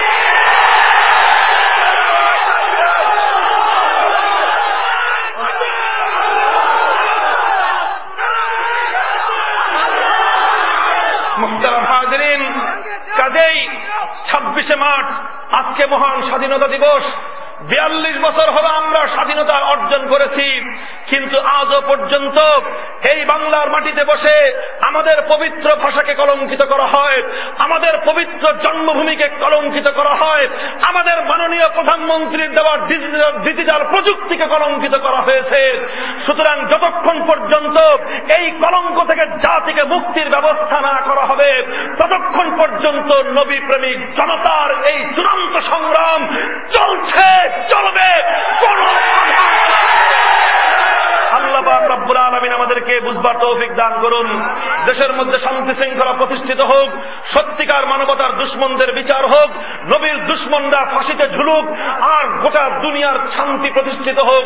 শান্তিকামী মানুষেরা জাতি ধর্ম নির্বিশেষে সাম্প্রদায়িক সম্প্রীতির নদীর নিয়ে বাংলাদেশ সামনের দিকে এগিয়ে যাক। এই সকল মাদ্রাসাগুলো সেই শান্তির রক্ষা কবচ, নবীর শিক্ষার রক্ষা কবচ। যতদিন শান্তির শিক্ষা থাকবে, নবীর শিক্ষা থাকবে, ইনশাআল্লাহ স্বাধীনতা ততদিন পর্যন্ত ক্ষতিগ্রস্ত করার কোন অপচেষ্টা সফল হবে না। আল্লাহ পাক রব্বুল আলামিন স্বাধীনতার সপক্ষ শক্তির এ সকল মাদ্রাসাগুলোর দুর্গকে আল্লাহ পাক কিয়ামত পর্যন্ত হেফাজত ফরমান।